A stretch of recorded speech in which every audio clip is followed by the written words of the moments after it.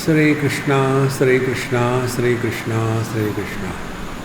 गुरुर्ब्रह्मा गुरुर्विष्णु गुरुर्देवो महेश्वरः गुरु साक्षात् परं ब्रह्म तस्मै श्री गुरवे नमः। तस्मै श्री गुरवे नमः। हम लोग 82 से पढ़ेंगे। नवेभ्योस्ति परम प्रत्यग नैव वेद परम परम तद्विज्ञानात् भवेत् तुर्या मुक्ति वेदांत डिंडिमः नवाभासान्नवज्ञात्वा नवोपाधिन्नवात्मना मिथ्या ज्ञात्वा वशिष्ठे तु मौनं वेदान्तरिण्डिमः परमे ब्रह्मणि स्वस्मिन् प्रविलाप्याखिलं जगत् गायन्नद्वैतमानन्दम् आस्ते वेदान्तरिण्डिमः। कैवल्य उपनिषद में एक मंत्र है, मयि एव सकलं जातं मयि सर्वं प्रतिष्ठितं मयि सर्वं लयं याति तद्ब्रह्माद्वयमस्म्यहम्। मयि एव सकलं जातं, सभी का सभी मुझ में ही प्रकट हो रहा है। मत्तः नहीं कहा, मयि सब मुझ में प्रकट हो रहा है और सब मुझ में ही रहता है। मयि सर्वं प्रतिष्ठितम, और सब मुझ में ही वापस आ जाता है। अब इस मंत्र का आधार लेकर के यहाँ लिखा है परमे ब्रह्मणि स्वस्मिन्। तो परब्रह्म जिसकी बात हो रही है वो हमसे अलग नहीं है। परमे ब्रह्मणि स्वस्मिन् प्रविलाप्य अखिलम जगत, इस संपूर्ण जगत को अपने आप में मिला लो। देखो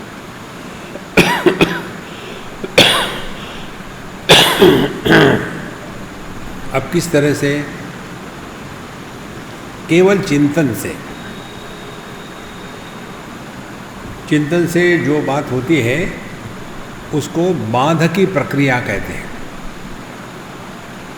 तो जितने भी रूप रंग है उनकी सत्ता कहाँ है? तो रूप रंग की सत्ता दृष्टि में है। सामान्य दृष्टि से कहे तो सभी विषय शब्द स्पर्श रूप रसगंध इनकी सत्ता इंद्रियों में है। जिस व्यक्ति की श्रवण शक्ति शून्य होती है उसके लिए शब्द यह विषय नहीं है। एक हमारे मित्र थे, स्वामी ही थे, हमको कहते थे, वो किचन के इंचार्ज थे, तो हमको कहते थे कि आप बताते हो स्टूडेंट्स को कि 5 विषय हैं शब्द स्पर्श रूप रसगंध, लेकिन मैं इससे सहमत नहीं हूँ। हमने कहा क्या गलती हो गई बताओ, हम सुधारेंगे अपने आप को। बोले मेरे लिए शब्द स्पर्श रूप रस 4 ही विषय है, 5वां नहीं है। क्यों? मेरा नाक हमेशा ब्लॉक रहता है, तो चाहे सुगंध हो या दुर्गंध हो मुझे कोई फर्क नहीं पड़ता। जब उन्होंने ये बात मुझे कही तब ये बात क्लिक हो गई मुझे कि सभी विषयों की सत्ता इंद्रियों में है। अच्छा, इंद्रियों की सत्ता कहाँ है? इंद्रियों की सत्ता मन में है। देखो सभी जगत को अपने में प्रविलाप्य करना है, ये हम चिंतन कर रहे हैं। तो जैसे आप सुन रहे हो तो कैसे सुन रहे हैं? मन यदि सुनना चाहता है तो कानों से बाहर आएगा, और यदि देखना चाहता है तो वही मन आँखों से बाहर आएगा, और यदि वो स्पर्श करना चाहता है तो मन अपने त्वगेंद्रिय से बाहर आएगा। तो सुनने वाला, अनुभव करने वाला इंद्रिय नहीं होता, मन होता है। तो हमने विषयों का त्याग कर दिया, इंद्रियों में आ गए, इंद्रियों का त्याग कर दिया, मन में आ गए। अब सवाल ये है कि मन भी तो इंद्रिय के जैसा एक उपकरण है, तो कौन देख रहा है? तो हम विज्ञानमय कोश में आ गए, बुद्धि में आ गए। मैं देख रहा हूँ, मुझे समझ में आया, मुझे समझ में नहीं आया, मैं जानना चाहता हूँ। तो विषयों से लेकर के मन तक ये तीनों के तीनों विषय, इंद्रिय और मन, तीनों के तीनों जब तक मैं हूँ तभी तक है। जब मैं नहीं तो तीनों की सत्ता नहीं। देखो, अब सवाल ये है कि ये मैं कौन है? क्या ये मैं हर देह में अलग अलग है? देखो कि सभी में एक ही वस्तु मैं के रूप में प्रकट हो रही है। क्या सभी बल्बों में प्रकाश अलग अलग है कि एक ही प्रकाश सभी बल्बों में प्रकट हो रहा है? देखो, यही चिंतन है। तो जैसे सभी इंद्रियों के पीछे एक मन होता है, उसी प्रकार से सभी मनों के पीछे एक मैं है या अनेक मैं है, ये चिंतन करना है। तो परमे ब्रह्मणि स्वस्मिन्, तो यहाँ तक हमने जो किया, हमने क्या किया? विषयों का त्याग करके इंद्रियों में आ गए, इंद्रियों का त्याग करके मन में आ गए। अब मन में आने के बाद बुद्धि में क्या हो रहा है, इसका चिंतन करना है। भगवान श्री कृष्ण भगवद गीता के 3 अध्याय में कहते हैं, काम एष क्रोध एष रजोगुण समुद्भवः महा अशनः महापाप्मा विद्धेनमिह वैरिणम। हम गलत कार्य किसके कारण करते हैं? काम क्रोध के कारण। और ये महा अशना महापाप्मा है, इसकी भूख कभी खत्म नहीं होती काम की। और क्रोध कुछ भी पाप करने के लिए आगे पीछे नहीं देखता। अच्छा, कौन है ये? विद्धि एनम यह वैरिणम, ये हमारे दुश्मन है। तो दुश्मनों को तो मारना ही है। तो क्या करना दुश्मनों के साथ? पहले देखो कहाँ छुपे हैं वो। तो बताते हैं, इंद्रियाणि मनो बुद्धि अस्याधिष्ठानमुच्यते एतैर्विमोहयतेष ज्ञानम आवृत्य देहिनः। तो यह जो काम क्रोध है, यह पहले तो हमारे इंद्रियों को गुलाम बना लेता है। इंद्रियों को गुलाम बनाने के पश्चात अब ये इंद्रिय काम के हो गए, हमारे नहीं। फिर मुझे अमुक अमुक खाना चाहिए तभी मैं खुश रहूँगा, वो नहीं मिल रहा तो मैं गुस्सा करूँगा। देखो कितना हम अपने इंद्रियों के गुलाम हैं। इंद्रियाणि, उसके बाद इंद्रियों को गुलाम कर लिया, फिर वहाँ से ये काम निकलता है, फिर मन को इन्फेक्शन देता है, कोरोना के जैसा। यहाँ से निकला, यहाँ आया, मन में आया। अब मन में काम जब प्रवेश करता है, तब हमेशा लोगों से सहानुभूति चाहता है। सुखी होगा, दुखी होगा, ये विशेष करके बुढ़ाओ लोगों में होता है। उनको पूछो कि बाबूजी खाना हो गया? हाँ, कोई फेंक देते हैं टुकड़े, खा लेते हैं। समझो इनके मन में गड़बड़ी हो गई। आपका स्वास्थ्य ठीक है ना? हाँ, अभी तो मरे तो नहीं। तो कहाँ से बोल रहे हैं ये? मन से बोल रहे हैं। और एक बार ये मन को जीत लिया काम ने, फिर ये काम प्रवेश करता है बुद्धि में। बुद्धि में प्रवेश करने के बाद अधर्मम धर्म इति या मन्यते तमसावृता सर्वार्थान विपरीताश्च बुद्धि सा पार्थ तामसी। फिर हम गलत को ठीक है सिद्ध करते हैं। देखो, जैसे क्रोध करना गलत है। हम जब क्रोध बुद्धि में प्रवेश करता है, तो हम क्या कहेंगे? देखो वो आपका ठीक है सत्संग के लिए, लेकिन जब तो गुस्सा नहीं करो ना, काम नहीं होता। तो हमने अपने इस काम क्रोध को बुद्धि में प्रवेश दिया है, और एक बार काम क्रोध बुद्धि में प्रवेश कर जाता है फिर उसका सत्यानाश हो गया। विद्धि एनम यह वैरिणम। तो करना क्या है? तस्मात् त्वम इंद्रियाणि आदौ नियम्य भरतर्षभ। इसीलिए अर्जुन पहले अपनी इंद्रियों पर नियंत्रण करो। इंद्रियों पर नियंत्रण किया, फिर आ गए मन में, मन में नियंत्रण किया, फिर आ गए बुद्धि में। अब बुद्धि में आने के बाद चिंतन शुरू करो कि कौन है सुखी दुखी, कौन क्या चाह रहा है, हु इज दिस। देखो, जहां हमने बुद्धि में प्रवेश करके अपना दुराग्रह त्याग दिया और चिंतन शुरू किया, देखो जो साधारण इच्छा होती है इंद्रियों में, वही एक मानसिक विकृति बन जाती है मन में, और दुराग्रह बन जाती है बुद्धि में। काम क्रोध इसके ये 3 रूप है। और एक बार ये दुराग्रह बन गया तो हम किसी भी विवेक के लिए उपलब्ध नहीं है। हम कहेंगे हम नहीं करेंगे, हम करेंगे, नहीं करेंगे। देखो महाराज, तो ये बुद्धि में आने के पश्चात फिर अब हमको ये समझना है। क्या समझना है? परमे ब्रह्मणि स्वस्मिन्।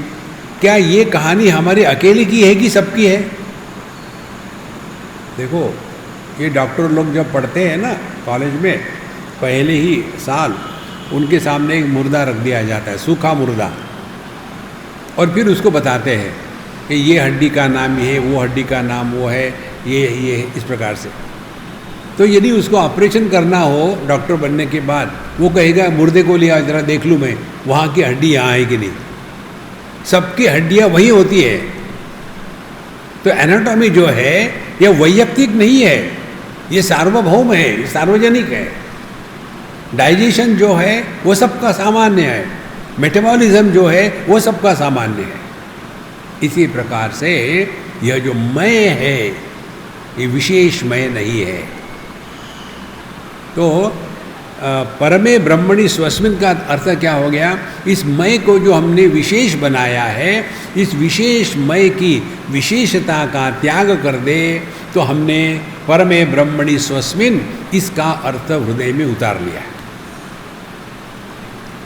जो सब में सामान्य है। कठोपनिषद में इतना स्पष्ट कहा है, अस्ति इति उपलब्धव्यः। परमात्मा की उपलब्धि केवल सत्तात्मक ही होती है, और वो सत्ता कौन सी है? निर्विशेष सत्ता है। यह माइक है, ये जड़त्व है। ये घड़ी है, ये जड़त्व है। ये हाथ है, ये चेतनत्व है। लेकिन सब में है पना या सत्ता सामान्य है, और कार्य का विलाप हमेशा कारण में ही होता है, और कारण है सत्ता और कार्य है उसकी अभिव्यक्ति। तो ऐसा चिंतन करते करते फिर हम आ जाते हैं परमे ब्रह्मणि स्वस्मिन् प्रविलाप्य अखिलम जगत। अब यही बात हम रोज करते हैं जब सोते हैं तब। अब अभी मत सोना, जब सोने जाओगे तब इसका चिंतन करना। सोते हैं माने क्या करते हैं एग्जैक्टली? तो पहले हम अपने आप को दुनिया से समेट लेते हैं, फिर जितनी विशेषता थी विशेषता को बाहर छोड़ दिया कि मैं पुरुष हूँ, मैं स्त्री हूँ, मैं ऑफिसर हूँ, मैं सबॉर्डिनेट हूँ, मैं स्वामी हूँ, मैं शिष्य हूँ, मैं साधक हूँ। बाहर ही रखो। फिर अपने कमरे में गए, वहाँ जा कर के सब कमरे छोड़ दिए, अपने बिस्तर में गए, और फिर चादर ओढ़ करके उसके बाद आखिरी, अब मैं सोना चाहता हूँ। कौन सो रहा है? मैं। लेकिन ये नींद में मैं तो होता नहीं। तो जो सोना चाहता था वो था ही नहीं कहीं। देखो, तो जो अभाव में भी उपलब्ध होता है वो है ब्रह्म, वो है परमात्मा। और इसीलिए जो भावाभाव के परे है, जागृत स्वप्न ये अनुभूतियाँ भावात्मक है, सुषुप्ति और समाधि ये अनुभूतियाँ अभावात्मक है। इन दोनों का जो अधिष्ठान है वो भाव अभाव के परे है। वेदैश्य सर्वै अहमेव वेद्या, इस मैं को जानने योग्य है। तो जैसे हमने इस मैं की तरफ ध्यान दिया तो पता चलेगा कि जिसको मैं समझता हूँ, क्या वो व्यक्ति है, जीव है, कि अभिव्यक्ति है, कि जीवन है, ये चिंतन करना है। देखो, तब एक दिन हरि कृपा से ये समझ में आता है कि औपाधिक अभिव्यक्ति सामान्य होती है। सभी का मन आँखों से निकले तो दृष्टि ही होगी, सभी का मन कानों से निकले तो श्रवण शक्ति ही होगी, क्योंकि ये सामान्य है। लेकिन विशेषता क्या हो जाती है? मेरी आंखें, मेरी श्रवण शक्ति, विशेषता आ गई। तो उपाधि के कारण अनंत में शांत का भाव निर्माण होता है। देखो, मन जो है वो सभी विषयों को जानता है, लेकिन इंद्रिय एक ही विषय को जानते हैं। तो मन की अभिव्यक्ति आँखों से हो गई तो वो परिच्छिन्न हो गई। तो आँखें हो गई या दृष्टि हो गई मन की परिच्छिन्न अभिव्यक्ति, वो परिपूर्ण नहीं है, उसमें विशेषता आ गई। तो सिद्धांत क्या हो गया? औपाधिक विशेषता यही संसार है, निरुपाधिक सत्ता यही सत्य है। इसको यहाँ कहते हैं परमे ब्रह्मणि स्वस्मिन् प्रविलाप्य अखिलम जगत। अब ये बुद्धि में आ गए। अब इसके बाद ये बुद्धि क्या है? कौन है मैं? अयम अहम कुतो भवति चिन्वतः अयि पतत्यहम निज विचारणम। भगवान रमण महर्षि के एक ग्रंथ में आता है, अयम अहम कुतः भवति इति चिन्वतः। जो इसका चिंतन करता है कि ये मैं कौन है, ये मैं कहाँ है, मैं कहाँ से आया। अयम अहम कुतो भवति चिन्वतः अयि, अरे पतत्यहम, अहम पतति, अहम रहता नहीं। इसको कहते हैं निज विचारणम। इस मैं का अनुसंधान करो। फिर कहते हैं आगे कि अहमी नाश भाजी अहम अहम तया स्फुरति वृत स्वयं परम पूर्ण सत। अहमी नाश भाजी, जब यह जो परिच्छिन्न अहम है इसका जब नाश हो जाता है, अहमी नाश भाजी, ये मैं को हमने डिसॉल्व कर दिया चिंतन से। करना कुछ नहीं है। जो व्यक्ति अज्ञान से उत्पन्न होती है वो होती नहीं, और जो व्यक्ति ज्ञान से प्राप्त होती है वो भी प्राप्त नहीं होती, वो प्राप्त है ही। देखो,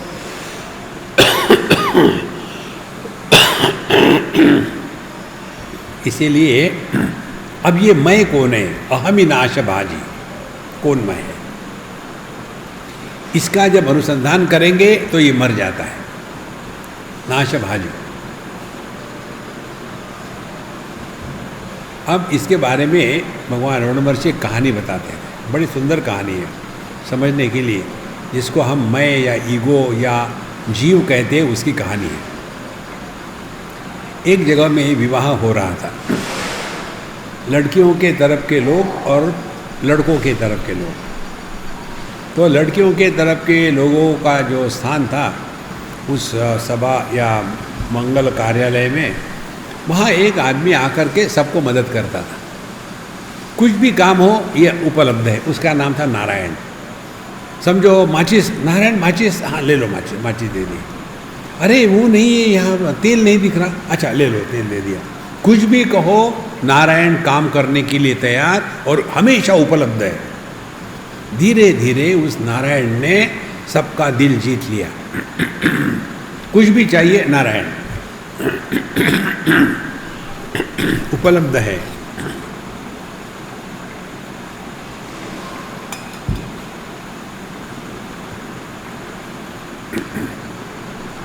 अच्छा, और फिर यही नारायण जो वर पक्ष था उनके यहाँ जाने लगा, और वहाँ भी जो भी कुछ चाहिए नारायण सब में चाहिए। धीरे धीरे इस नारायण ने दोनों तरफ के वर पक्ष वधु पक्ष दोनों तरफ के दिल जीत लिए, और फिर विवाह हो गया। अब उसके पश्चात दोनों तरफ के लोग बैठे हैं, शांति से चाय पानी पी रहे हैं और वार्तालाप हो रहा है। तो ये पुरुष या तो वर पक्ष के जो लोग थे वो कहने लगे, भैया आप लोगों के यहाँ का वो जो नारायण था ना, उसने इतनी मदद करी, नहीं तो ये तो संभव ही नहीं था। जो भी चाहिए वो हमेशा मदद करता था। आपका वो नारायण आदमी बड़ा अच्छा है। तो वधु पक्ष वाले कहते हैं, कौन सा नारायण? हमारा कोई नारायण नहीं है। वर पक्ष को लगा वो वधु पक्ष का है। वधु पक्ष ने कहा हमारा कोई नारायण नहीं है। फिर कौन है ये नारायण? अब उसकी इंक्वायरी शुरू हो गई। जैसे इंक्वायरी शुरू हो गई तब तक इस नारायण ने सब जितने भी गहने हैं, जितनी माल है, सब इकट्ठा करके भाग गया। और फिर उनको चक्कर, कौन था ये जिसने दोनों पक्ष को बेवकूफ़ बनाया, प्रकृति को, पुरुष को, और पैदा हो गया थी यह जो नहीं है, ये है जीव। इसीलिए हम आपको बताते हैं कि जीव के चक्कर से बचे रहो। ना आपको मरना है, ना आपको पैदा होना है। हमने आपको कल बताया था महामंत्र, उस मंत्र का जप करो। कल शाम को एक सज्जन हमको मिले, बड़े अच्छे हैं, बहुत सालों से साधना करते, विपासना करते हैं, मेडिटेशन करते हैं, जप करते हैं, सब ठीक है। लेकिन उनका हमेशा एक ही प्रश्न, स्वामी जी वो सब ठीक है लेकिन जो है ना सुबह में जो है ना उठना बड़ा कठिन हो जाता है, जानते हैं ये गलत है लेकिन नहीं उठ पाते, क्या करे? हमने कहा रोना छोड़ दो, सुबह उठ के क्या करोगे? नहीं तो नहीं, सोते रहो ना। ये भी इच्छा कि मुझे मोक्ष चाहिए, यही बंधन का कारण है। देखो महाराज, तो फिर मैं क्या करूं? हमने कहा मैं बताऊंगा लेकिन आप करोगे नहीं, क्योंकि आपको झटके खाने की आदत है, आपको शांति नहीं चाहिए, कुछ करना है, मेडिटेशन करेंगे। What is meditation? Silent suffering. फिर क्या करें? हमने कहा अभी बताते, आप करोगे नहीं। क्या? हमने कहा हम बताते वो मंत्र करो, बाकी सब मंत्र छोड़ दो। मंत्र क्या है? शांत बैठो, जहाँ भी बैठो, कुर्सी पर बैठो, अपने टेबल पर बैठो या खटिया पर बैठो, जमीन पर बैठो, कहीं भी बैठो, और केवल शांति से उंगलियों से हाथ में माला ले लो और बड़े प्रेम से धीरे से, नंबर का चक्कर नहीं है। और मंत्र है, ना कुछ पाना है ना कुछ खोना है, ना कुछ पाना है ना कुछ खोना है, ना कुछ पाना है ना कुछ खोना है।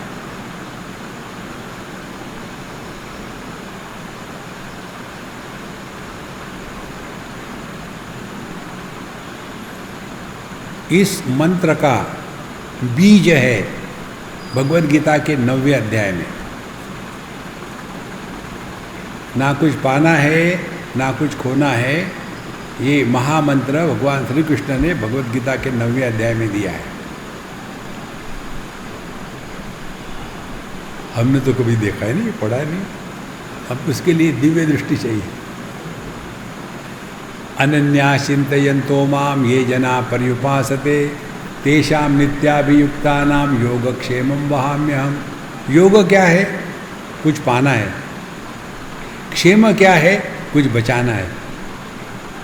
जब कन्हैया लाल ने कह दिया यार योग क्षेम को मारो गोली, फिर मौज में रहो। नहीं, मुझे भगवान के दर्शन चाहिए। क्या करोगे दर्शन ले गए? और भगवान के दर्शन हो भी गए, क्या कहोगे? भगवान सुबह चाय नहीं मिली थी, वो एक चाटा लगा के चले जाए। देखो महाराज, इतनी महत्व की बात है ये। हमको दुनिया में कुछ नहीं चाहिए, ना कुछ पाना है ना कुछ खोना है। पाना इसलिए नहीं कि परस्मै ब्रह्मणि स्वस्मिन्, ब्रह्म नाम की कोई चिड़िया नहीं है पेड़ के ऊपर में जाके उसको प्राप्त करना है, अपने आप को पहचानना है। परस्मै ब्रह्मणि स्वस्मिन् प्रविलाप्य अखिलम जगत। तो जहाँ ये छोटा मैं गायब हो जाता है, वहाँ परिपूर्ण मैं प्रकट हो जाता है। तो दुखी होने वाले कौन है? ये छोटे मैं है। पुत्र दुखी होता है पिता के कारण, पति दुखी होता है पत्नी के कारण, पिता दुखी होता है पुत्र के कारण, लेकिन आदमी दुखी नहीं होता किसी के कारण। तो दुखी होने वाले ये जो तीन है, ये तीन जीव है। तो यदि पति को सुखी रहना है तो क्या करना पड़ेगा? इतना ही उसको करना पड़ेगा कि जब पत्नी बोलती है तो चुप रहो, और जब वो चुप है तो बोलो मत। जीवन में आनंद ही आनंद रहेगा। देखो महाराज, कोई झगड़े करने की बात ही नहीं। यह जो चिंतन है, ये चिंतन हमको इस मंत्र का अर्थ बता रहा है, परस्मै ब्रह्मणि स्वस्मिन् प्रविलाप्य अखिलम जगत। तो जैसे पुत्र का, पति का, पिता का जगत पुरुष में प्रविलाप्य हो जाता है, इसी प्रकार से यह जो जीव जीव जीव है, यह जीव परमात्मा की अभिव्यक्ति है, व्यक्ति नहीं है। जहाँ ये परमात्मा की अभिव्यक्ति को हमने अभिव्यक्ति के रूप में पहचाना, तब देखो क्या होता है। ध्यान से सुनना। आंखें मन की अभिव्यक्ति है, अब ये जो आंखें हैं इनकी अभिव्यक्ति है रूप रंग। अब ये रूप रंग का प्रभाव आंखों पर नहीं पड़ता, इसमें करना कुछ नहीं है, ऐसा ही है। माने हम जो कहते हैं, हम एक विशेष रंग हमको अच्छा लगता है, हमको लाल रंग अच्छा लगता है, हमको पीला अच्छा लगता है, ये सब मूर्खता की पराकाष्ठा है, क्योंकि हम अपने इंद्रियों में गुलाम बन के रहे हैं। यदि चिंतन करो तो कोई भी इंद्रिय किसी भी विषय से आसक्त नहीं होता। उसी प्रकार से मन भी किसी भी वृत्ति से आसक्त नहीं होता, और मैं भी जागृत स्वप्न सुषुप्ति समाधि किसी से आसक्त नहीं हूं। तो फिर आसक्ति क्या है? आसक्ति यह भ्रांति है, आसक्ति वास्तविक नहीं है। चिंतन करो संतो। तो जितना हम ये आसक्ति से ऊपर उठेंगे, उतने परस्मिन् ब्रह्मणे स्वस्मिन् प्रविलाप्य अखिलम जगत। और ये रोज करते हैं हम। हर हर ब्रह्म गमयति प्रश्नोपनिषद में आता है। जब सोते हैं तब क्या होता है? नींद में सोने वाला नहीं होता, जागृत पुरुष नहीं सोता, स्वप्न पुरुष नहीं सोता, सुषुप्त पुरुष भी नहीं सोता, क्योंकि वो सोने का अनुभव जब कहता है तो वो नींद में था लेकिन सोया नहीं था।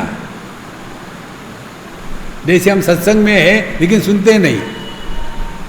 कितनी बढ़िया बात है। ये सरल सरल बात है, कठिन नहीं है कोई। तो स्वस्मिन् प्रविलाप्य अखिलम जगत, तो ये संपूर्ण जगत कहाँ चला जाता है? सुषुप्ति में अपने आप ही चला आता है। और फिर क्या हो गया? सुबह में फिर देह के साथ तादात्म्य हो गया, मैं पैदा हो गया। जहाँ मैं का भान हो गया, फिर पहले काल का निर्माण होता है, कितने बजे, फिर देश का निर्माण होता है कि मैं कहाँ हूँ, फिर व्यक्तित्व का निर्माण होता है, मैं कौन हूँ। देखो हम पूरे कितने, एक दो ने कितने 50 साल हमेशा भ्रमंती पर रहे, कहीं भी एक हफ्ते से ज़्यादा नहीं रहे।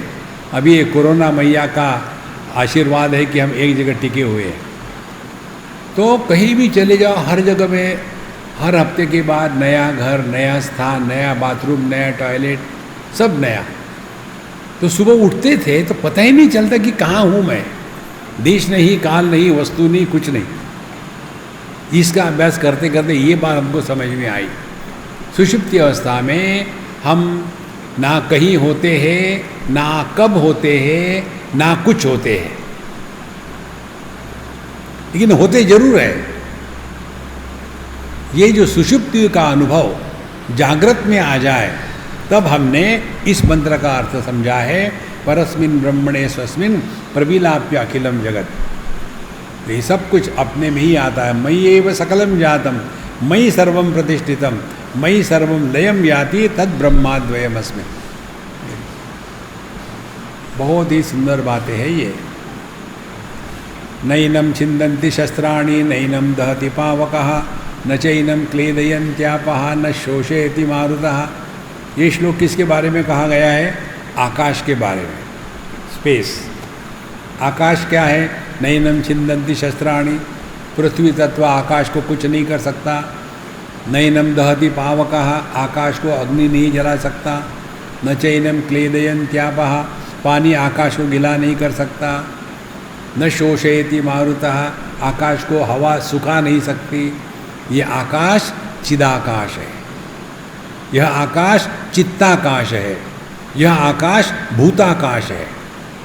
तो जैसे भूताकाश अन्य 4 महाभूतों को आधार देता है, लेकिन उसके द्वारा प्रभावित नहीं होता, उसी प्रकार से चित्ताकाश सभी वृत्तियों को, सभी अनुभूतियों को आधार देता है, उसके द्वारा प्रभावित नहीं होता। इसी प्रकार से चिदाकाश, जागृत, स्वप्न, सुषुप्ति, समाधि, ये चारों अनुभूतियों को और अनुभव करने वाले को, विश्व, तेजस, प्राज्ञ, इन सब को आधार देते हुए भी इनके द्वारा प्रभावित नहीं होता। यह अपना स्वरूप है। इसको यहाँ कहा है परमे ब्रह्मणि स्वस्मिन् प्रविलाप्य अखिलम जगत। फिर गायन अद्वैतमानंदम आस्ते वेदांत डिंडिमः, गायन अद्वैतमानंदम, हा वो अहमन्नम अहमन्नम अहमन्नम अहमन्नादः अहमन्नादः अहमन्नादः। तैत्तिरीय उपनिषद में आता है ये सामगान। हा वो हा, और अहमन्नम, मैं संपूर्ण विश्व हूँ। अन्नम किसको कहते हैं? अदति और अत्तेच, जिसको खाया जाता है और जो किसको खाता है उसको अन्न कहते हैं। मिठाई खाओ और फिर वही मिठाई आपके दांत खा जाती है, उसको अन्न कहते हैं।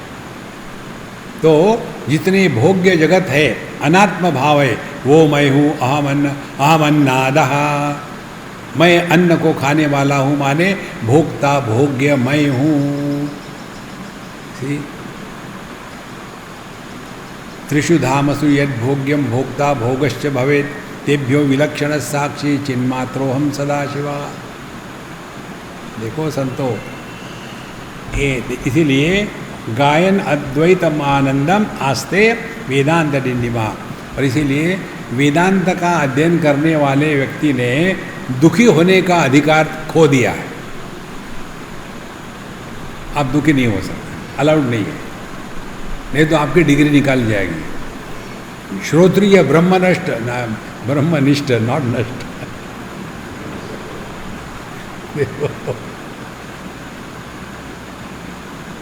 ऐसे अध्यात्म करके अगले को लगता है यार ये अपनी बात नहीं है, ये अपने से नहीं होता।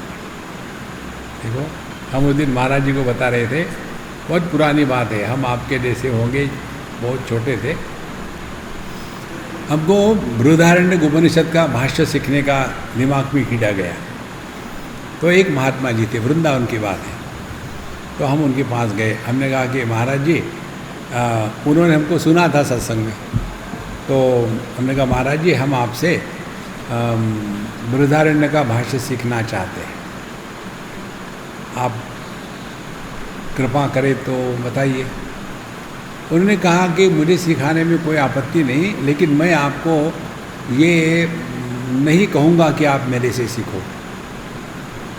मैंने बोला ठीक है फिर। वादो न अवलंब्या। बोले पता है मैंने ऐसा क्यों कहा? मैंने मुझे पता नहीं, आपने जो कहा ठीक ही होगा। बोले इसलिए कि अभी आप हंसते खेलते मस्त रहते हो, यदि मेरे से ये भाषा सुनोगे तो मेरे जैसे घुसट हो जाओगे। बोले मैं हंस नहीं सकता, मैं क्रोध कर सकता हूँ, मैं हमेशा गंभीरानंद बन के बना हूँ, हल्का फुल्का है ही नहीं। जैसे ये पूरे ब्रह्म का बोझा मेरे ही सर पर है, क्या ब्रह्म का ठेकी लेकर रखा है? देखो महाराज, जब आदमी को इंडाइजेशन हो जाता है ना, तो उसके चेहरे पर प्रकट होता है। किसी को कॉन्स्टिपेशन हो तो चेहरे पर दिखता है तुरंत। इसी प्रकार से जिसको वेदांत का कॉन्स्टिपेशन हो गया है, वो गंभीर बन करके रहते, हंसते खेलते नहीं। देखो बिना दांत के बंगाली लोग वेदांत कहेंगे। परमे ब्रह्मणि स्वस्मिन् प्रविलाप्याखिलम जगत गायन द्वैतमानंदम आस्ते वेदांत डिंडिमः। इसको कहते हैं वेदांत डिंडिमे का उद्घोष। अब ये बताने के पश्चात अब प्रक्रिया बताते हैं। प्रतिलोमानुलोमाभ्याम विश्वारोपापवादयोः चिंतने शिष्यते तत्वम् इति वेदांत डिंडिमः। प्रतिलोम अनुलोपाभ्याम। देखो जो योग के मारे हुए उनको मालूम होगा, अनुलोम विलोम प्राणायाम। इधर से हवा खींचो, इधर से छोड़ो, इधर से खींचो, इधर से छोड़ो, अनुलोम विलोम। तो इसमें क्या है, एक तो है श्वास को बाहर छोड़ो, श्वास को अंदर लो, अनुलोम विलोम। अब यही प्रक्रिया है, बताते हैं। अनुलोम प्रतिलोम अनुलोपाभ्याम, ये माने निकालना और खींच लेना, निकालना और खींच लेना। क्या? विश्व आरोप अपवादयो हो। अब ध्यान से सुनना, अध्यारोप और अपवाद, ये दो महत्व के सिद्धांत वेदांत में आते हैं पढ़ाने की दृष्टि से। अब करना क्या है, पहले उदाहरण लेते हैं और फिर उसको जीवन में उतारेंगे। शाम के समय हम कहीं जा रहे थे और वहाँ कुछ तो भी है दिख रहा था, क्या है ये नहीं दिख रहा था। तो उस पर गलती से हमने पैर रख दिया, तो पैर रख दिया तो हिलने लग गया थोड़ा बहुत। तो हमको अरे बाप रे सांप है क्या, और हम भाग गए वहाँ से। फिर हमने टॉर्च लिया, हाथ में डंडा लिया, सांप को देख करके मारने के लिए। और फिर हम वहाँ जब गए तो वहाँ रस्सी निकली। ये उदाहरण जो आता है वेदांत में, जब तक के रस्सी और सांप नहीं आता वेदांत का अध्ययन पूरा नहीं होता। आपको ब्रह्म मिले ना मिले, रस्सी और सांप मिलना जरूरी है। देखो शिष्य है सांप और गुरु है रस्सी, और ये दोनों किसके लिए है? सांप शिष्य को कटवाने के लिए और रस्सी गुरु अपने को लटका ले। अद्वैतम है आनंद, केवल एक मात्र बचा रहता। अब इसमें हुआ क्या, कुछ तो भी है, माने अभाव का अनुभव नहीं था, कुछ तो भी है, लेकिन क्या है ये मालूम नहीं था। एकदम अंधकार हो तो ये भ्रांति नहीं होगी, थोड़ा अंधकार थोड़ा प्रकाश। तो हमने देखा कुछ तो भी है, लेकिन क्या है मालूम नहीं। फिर हमारे मनीराम आए और फिर हमको सजेशन दिया, यार ये पड़ा जो है ना थोड़ा हिल जैसा लग रहा था, मुझे लगा सांप ही होगा। तो जिसके बारे में पूरी जानकारी नहीं है तो वही रुक जाओ तो संसार निर्माण नहीं होता। जैसे आप जानते हैं वो सज्जन कौन है आ रहे, नहीं हम नहीं जानते, लेकिन लगता है चोर होगा। अब ये चोर कहाँ से आया? देखो महाराज, अपूर्ण ज्ञान जो है, ज्ञान का अभाव नहीं होता कभी, कुछ तो भी है, क्या है ये मालूम नहीं। तो उसके बाद मन के द्वारा उस अधिष्ठान पर अध्यारोपण किया जाता है। कोई भी ऐसा अध्यारोपण नहीं करेगा, वहाँ रस्सी थी मैंने सोचा हाथी है, रस्सी होगी तो सांप का ही अध्यारोपण होगा, तो फिर उस पर अध्यारोपण कर लिया, अब सांप है। फिर अपवाद करना है, अपवाद करने के लिए हमने क्या किया, प्रकाश लिया, डंडा लिया और योग्य प्रमाणों के द्वारा उसका निर्णय ले लिया। पहले हमने जब पैर रखा था तो प्रमाण योग्य नहीं था, और जब हम प्रकाश लेकर के गए और आंखों से देखा तब प्रमाण योग्य था। योग्य प्रमाण के द्वारा ही निर्णय हो सकता है। देखो, तो अतीन्द्रिय विषय वेदाः प्रमाणम। तो हमने अपने आप को जाना है क्या? हाँ, हम है, लेकिन क्या है ये नहीं जाना।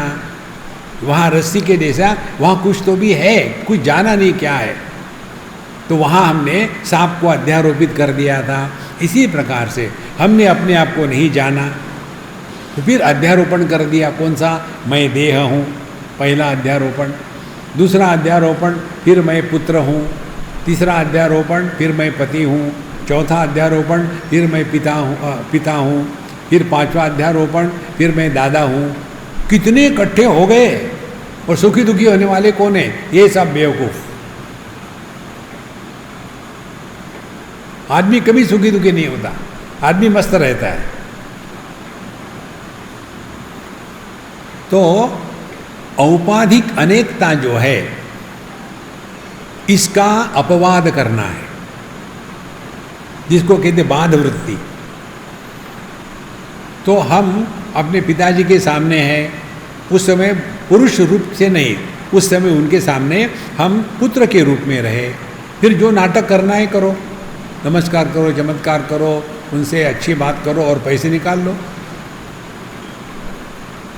सीधी बात है। फिर पत्नी के सामने गए, वहाँ नाटक करो। फिर उसके पश्चात पुत्र के सामने गए, वहाँ नाटक करो, और रहो अपने मौज में। अध्यारोप अपवादाभ्याम। तो हमने अध्यारोप क्या किया? ध्यान से सुनना। अपने अनुभूतियों का विश्लेषण किया। मनुष्य पर पत्नी की उपाधि चढ़ जाती है तब उसको पति कहते हैं। तो यह जो पति है, ये आदमी पर अध्यारोपण है। अध्यारोपण मीन्स व्हाट? अध्यास किसको कहते हैं? अधि ही आसा अध्यासा। बेवकूफों को जो होता है उसको अध्यास कहते हैं, अधि, बुद्धि नहीं। देखो महाराज, तो यह जो अध्यास है, यही है कि जो नहीं है उसको हमने सत्य माना है, जहाँ सांप नहीं था उसको हमने सत्य माना है। देखो, अब ये सांप का चिंतन करो। जब हमने सांप देखा, वो तो अनुभव हम काट नहीं सकते, जरूर देखा है हमने। अब वो प्रकाश के पश्चात सांप नहीं है, तो ये चिंतन करें वो सांप गया कहाँ। अब महत्व की बात, जब आपने देख लिया कि वो रस्सी है, आप अनुसंधान जारी रखोगे क्या कि सांप कहाँ गया? खत्म हो गया ना वही। इसी प्रकार से जो अपने स्वरूप को पहचान लेता है, उसको ये दुनिया कहाँ गई बाढ़ में, कोई मतलब नहीं। क्या हमारा ये अनुभव नहीं? सपने में हमने कुछ भी अच्छा बुरा देखा, जग गए तो चिंता करते हैं क्या? यार सपने में मुझे काफ़ी पैसा मिला था यार, उसको मैं थोड़ा ले आता ना जागृत में तो मज़ा आता। नहीं, तो सपना गया कहाँ? वो जाएगा तब जब हो तब ना। देखो महाराज, इसीलिए जितनी सूक्ष्मता चलेगी हमारी चिंतन की, एक दिन ये पता चलेगा ये सब तमाशा मन में हो रहा है, बाहर कुछ नहीं है। हमारा शरीर भी हमारे मन में ही है, और फिर क्योंकि मन ने शरीर का आकार धारण कर लिया है, तो इसके संदर्भ से ही वो विचार करेगा। ये सिद्धांत समझ लेना बहुत महत्व का है। हमने बताया था उस दिन, हमारे हाथ में ये वस्तु है फ़ोन, और हमको कुछ लिखना हो पब्लिक प्लेस में, तो हम ये वस्तु को कहीं रख नहीं देंगे, कोई उठा के ले जाए तो फिर पकड़ के भी रखेंगे और इसी में पेन पकड़ेंगे और लिखने का प्रयत्न करेंगे। तो हमारी पकड़ इस वस्तु पर हमारे हैंड राइटिंग पर इन्फ्लुएंस करेगी ना। जैसे हैंड राइटिंग के वैसे नहीं आएगा, क्योंकि पकड़ इस वस्तु पर है, और इसको छोड़ दो और लिखो तो ओरिजिनल हैंड राइटिंग आ जाएगा। इसी प्रकार से मन जिसको पकड़ता है उसके संदर्भ में ही विचार कर सकता है। देखो, हम जितना अपने देश के बारे में विचार करते हैं, दूसरे देश के बारे में नहीं करते। दूसरा देश जाए बाढ़ में। हम जितना अपने बच्चों के बारे में विचार करते, दूसरे के बच्चे के बारे में नहीं। क्योंकि ध्यान से सुनना, मन को एक संदर्भ चाहिए विचार करने के लिए। मन को संदर्भ रहित कर दो, एक भी विचार नहीं आएगा। उसी को कहते हैं निर्विकल्प समाधि। दूसरे शब्दों में, अपने आप को विकल्प दो ही मत। तो निर्विकल्प समाधि का अर्थ आपको भिन्न प्रकार से प्रकट होगा। एक हमारे मित्र है, उन्होंने एक बार हमारे पीछे ही लग गए कि मुझे स्वामी जी निर्विकल्प समाधि दे ही दो आप, मैं छोड़ूंगा नहीं आपको। पीछे ही लग गए। बड़े हैं, वयस्क थे, उस समय हम छोटे थे। पीछे लगे। तो हमने कहा हमारे प्रश्न का उत्तर दो। बोले हाँ। मैंने बोला, आपको ये डाउट है क्या कि आप पुरुष हो कि स्त्री हो? बोले नहीं। विकल्प का अर्थ क्या है? कोई भी ऑप्शन नहीं, कोई डाउट नहीं, कोई चॉइस नहीं। तो आप पुरुष हो ये आप जानते हो, निर्विकल्प समाधि।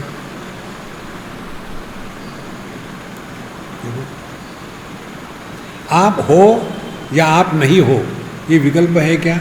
नहीं, निर्विकल्प समाधि। अभी दिन है कि रात है? दिन है। कोई डाउट है क्या? नहीं, निर्विकल्प समाधि। तो धीरे धीरे पता चलेगा हम है या नहीं है। यह भ्रांति हो ही नहीं सकती। इस अनुभूति में नित्य निरंतर रहना, यह है निर्विकल्प समाधि। आधे घंटे के लिए मन शांत हो गया और फिर वही तम्बाकू, वही चूना रगड़ते जाओ, खाते जाओ, उससे कुछ नहीं होने वाला। इसीलिए ये जो योगा विपासना करके मन को तोड़ मरोड़ करके देहात्म भाव में दृढ़ हो जाते हैं, इतना उनका दृढ़ीकरण होता है कि केवल यही विचार करेंगे, देह मेरा स्वास्थ्य अच्छा है, इतनी मेरी उम्र है, मेरे जैसा कोई नहीं पूरे भारतवर्ष में, इतनी उम्र में कोई काम नहीं करता,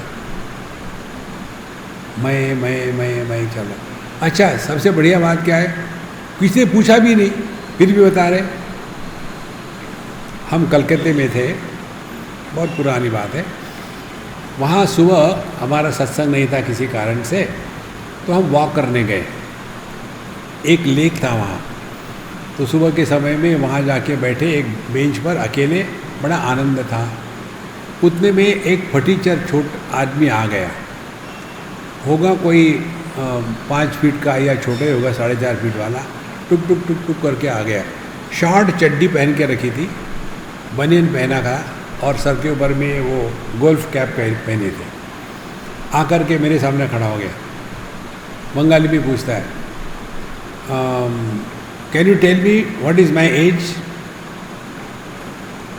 अब सुबह के समय में एक बाबा जी के सामने खड़े होकर के कोई व्यक्ति ये प्रश्न पूछे कि क्या बता सकते हो कि मेरी उम्र कितनी है, तो ऐसे व्यक्ति को आप लेकर के क्या कहेंगे? तो मैंने उनको देखा, मुझे तरस आ रहा था, गुस्सा नहीं आ रहा, तरस आ रहा था। तो मैंने कहा, आपकी उम्र 18 साल की होगी। क्योंकि ऐसे प्रश्न समझदार व्यक्ति नहीं पूछते। अच्छा, हाँ मुझे मालूम था आपको लगेगा ही, सभी कहते हैं कि मैं एकदम छोटा बालक जैसा हूँ।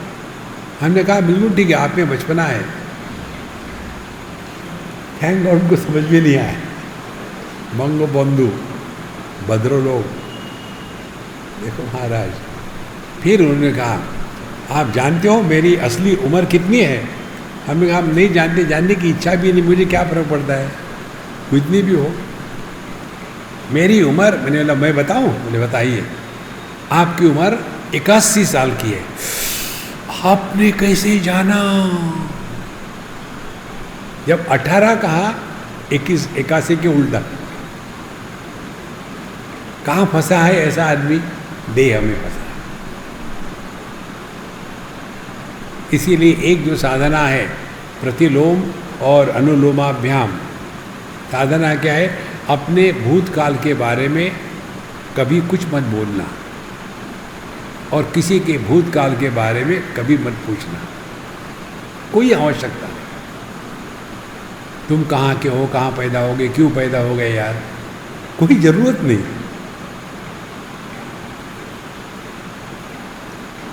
क्योंकि भूतकाल होता है देह का, हमारा भूतकाल नहीं है। क्योंकि देह का जन्म हुआ था, हमारा नहीं हुआ था। किसी को भी अपने जन्म का अनुभव कभी नहीं हो सकता। ये तो मान लिया है, किसी ने कह दिया और फिर उससे हो गया शुरू कि मैं देह हूं। इसीलिए प्रतिलोम अनुलोमाभ्याम विश्व अध्यारोप अपवादयो चिंतने शिष्यते तत्वम। ये हम लोग चिंतन कर रहे हैं, यही चिंतन करना है। क्या हम देह हो सकते हैं, प्राण हो सकते हैं, मन हो सकते हैं, बुद्धि हो सकती है? कौन है हमारी असलियत? तो जैसे जैसे ये सूक्ष्मता बढ़ती है ना चिंतन की, आप देखोगे आप हल्के फुल्के हो जाते हो और फिर बिना किसी प्रयत्न से आपका मन शांत रहेगा। और यदि किसी कारण से अशांत हो भी गया, मन अशांत होगा, आप अशांत नहीं होगे। शांति अशांति ये मन का गुणधर्म है, अपना नहीं है। देखो, दुख और दुखी दो बातें। दुख का अनुभव करना ये मन का गुण है, मन का धर्म है। लेकिन दुखी होना कि नहीं होना ये हमारा चॉइस है। दुखी मत हो। देखो, इसी को कहते चिंतने शिष्यते तत्वम इति वेदांत डिंडिमः। आगे चलते हैं। नाम रूपाभिमानस्यात् संसार सर्वदेहिनां सच्चिदानंद दृष्टि स्यात् मुक्ति वेदांत डिंडिमः। नाम रूपाभिमान स्यात् संसारः सर्वदेहिनां। सभी के लिए नाम रूप ही संसार है। जगत की परिभाषा आती है दृग्दृश्य विवेक इस ग्रंथ में। उसमें कहते हैं अस्ति भाति प्रिय नाम रूप इति पंच अंशकम आद्यत्रयम ब्रह्म रूपम जगत रूपम ततो द्वयम। ये 5 बातें हैं सबके साथ। अस्ति भाति प्रिय सच्चिदानंद, नाम और रूप। इसमें सच्चिदानंद ब्रह्म है, नाम रूप जगत है। अब इसको सब में लगा लो। आभूषण, आभूषण क्या है? सुवर्ण, सुवर्ण हो गया सच्चिदानंद। नाम रूप हो गया आभूषण की विशेषता, रूपात्मक और नामात्मक। तो उसमें जो आभूषण है नाम रूप वो मिथ्या है, वो जगत है, और सुवर्ण वो सत्य है। इस प्रकार से जब हम देखते हैं कि नाम रूपाभिमान स्यात् संसारः,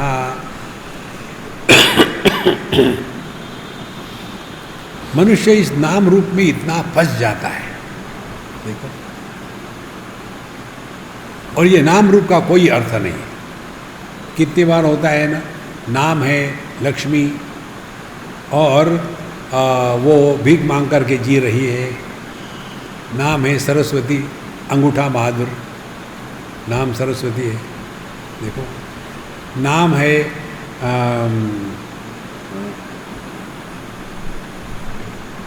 प्रबुद्धानंद और दुखी है।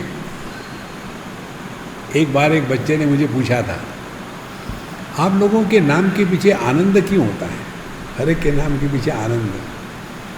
तो हमको ये बताते, अपने नाम की लाज रखने के लिए दुखी मत होना, नहीं तो नाम तो आनंद है और दुखी हो रहे हैं, दुखी मत होना। तो नाम रूपात्मकम संसारः। अब ध्यान से सुनना, नाम और रूप कहाँ है? ये जो मेरे हाथ में है ब्लूटूथ माउस, ये रूप है। इसका नाम ब्लूटूथ माउस इसको मालूम नहीं है, ये मुझे मालूम है। देखो, ये माइक है, ये माइक को मालूम नहीं इसका नाम माइक है, मुझे मालूम है। तो नाम रूपात्मकम जगत का अर्थ क्या हो गया? रूप अनात्म भाव है और नाम आत्म भाव में है। समझो इसको, जगत बाहर नहीं है, जगत अंदर भी है। जो वस्तु हमारे ज्ञान में, मन में प्रवेश नहीं करती, उसकी सत्ता हमारे लिए नहीं होती।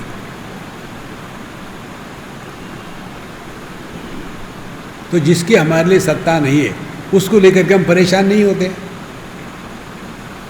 पंचदशीकार इसको बताने के लिए एक कहानी बताते हैं। एक बार किसी एक व्यक्ति ने दूसरे को परेशान करने के लिए बताया कि भाई, हमने सुना है तुम्हारा लड़के का अमेरिका में बड़ा एक्सीडेंट हो गया। जैसे सुना तो ये परेशान हो गए और अपने पति को पता नहीं लड़के का एक्सीडेंट में कैसे करें। बुढ़ापे में पत्नियाँ जो होती हैं वो ज़्यादा समझदार होती है और पुरुष जो है वो ज़्यादा बेवकूफ़ होते हैं। सभी बुढ़ापे में के यही गणित है।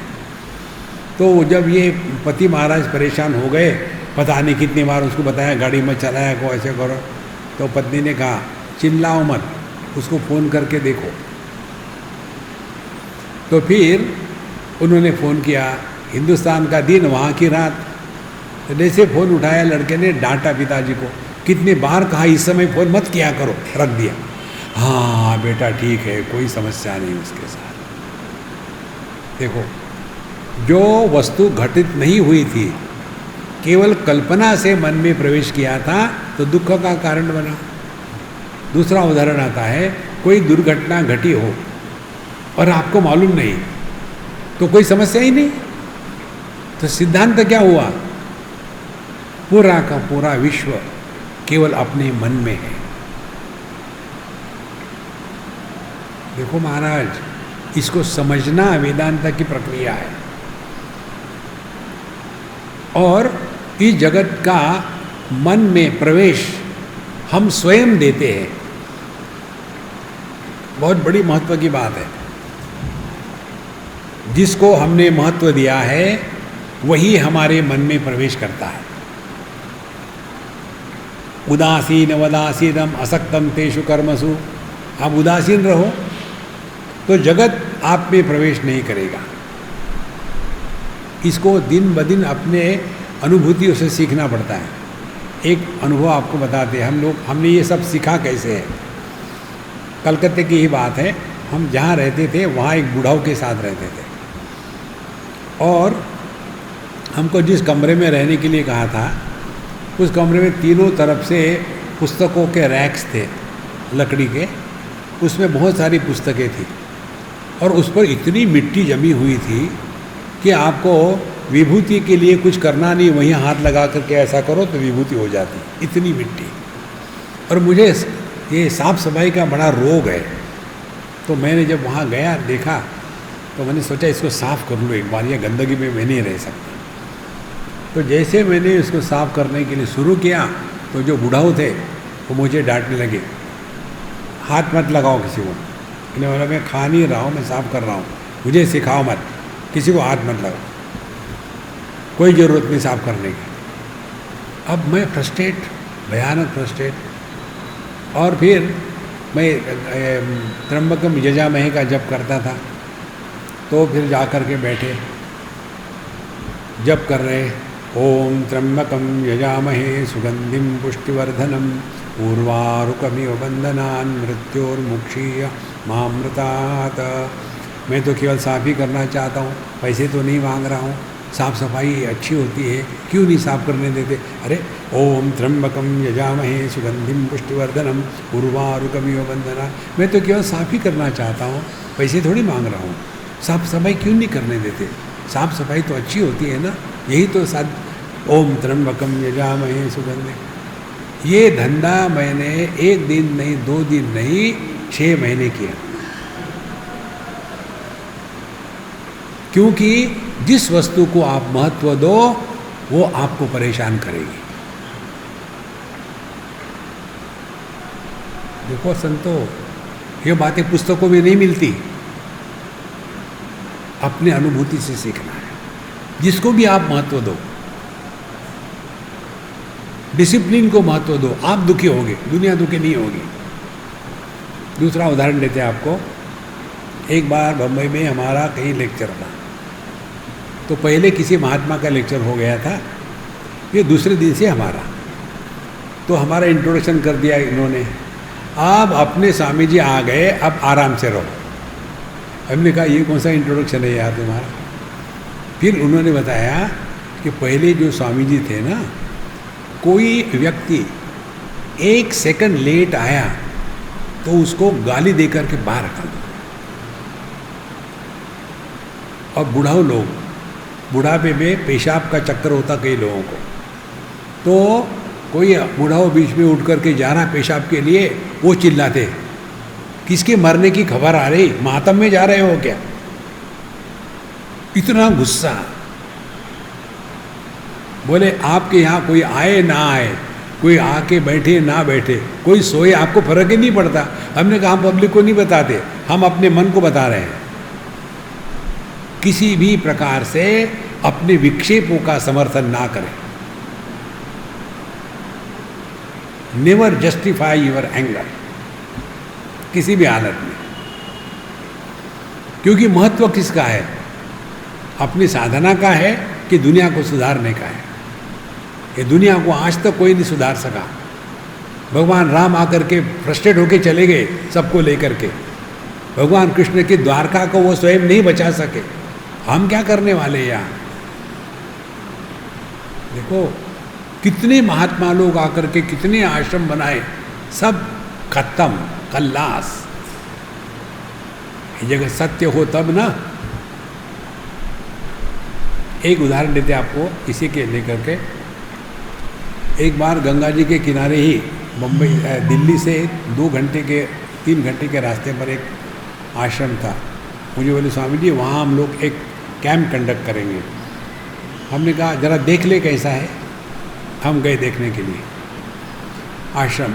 वहाँ चारों तरफ जानवर है और उसमें मदिरा बनाने की मशीन लगी हुई है और गंदगी है चारों तरफ।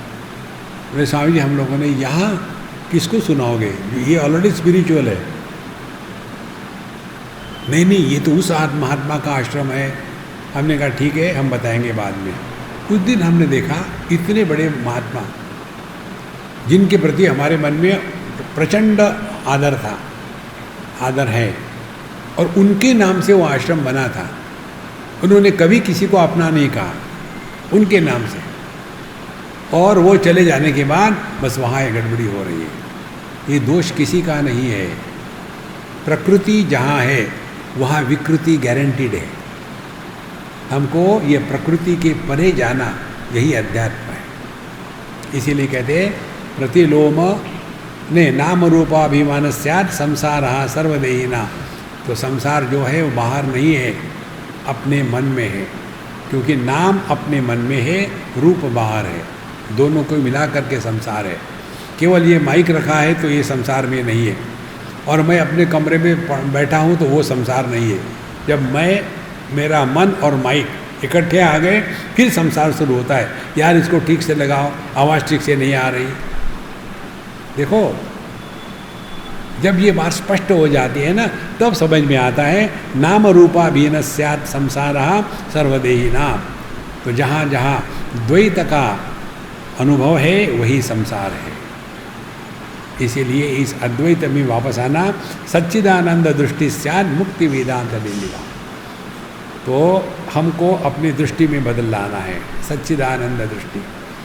इस दृष्टि को जागृत करने का तरीका बड़ा सिंपल है। सत को जागृत करना माने अपने अभाव का अनुभव करने का प्रयत्न करना। किसका किसका अभाव हो सकता है? रूप रंग का अभाव होगा, आंखें बंद करी तो। इंद्रियों का अभाव होगा, मन बंद कर दिया था। मन का अभाव होगा, बुद्धि बंद कर दी तो। लेकिन अपना अभाव कभी हो ही नहीं सकता। तो करे क्या? अभाव को विषय बनाओ। जो अभाव को भी भाव प्रदान करता है वो अपना स्वरूप है। वही है सत, वही है चित्त, वही है आनंद। और इनके उसके प्रकटीकरण की प्रक्रिया क्या हो जीवन में? 3 बातें। हम यदि सत का अभ्यास कर रहे हैं तो हम जिएंगे मौज में और दुनिया को जीने देंगे।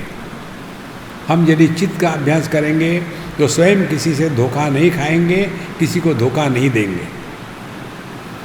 और आनंद का अभ्यास करेंगे तो स्वयं मौज में रहेंगे, किसी को दुखी नहीं करेंगे। 3 चीज़ों पर ध्यान दे करके चलाना, यही सच्चिदानंद दृष्टि स्यात् मुक्ति इति वेदांत निनिवाः। इस प्रकार से जैसे जैसे सूक्ष्मता से चिंतन चलता है, सब समस्याएं वहीं की वहीं गायब। ओम पूर्णमदः पूर्णमिदं पूर्णात् पूर्णमुदच्यते पूर्णस्य पूर्णमादाय पूर्णमेवावशिष्यते। ओम शांति शांति शांति। हरि ओम। श्री गुरुभ्यो नमः। हरि ओम।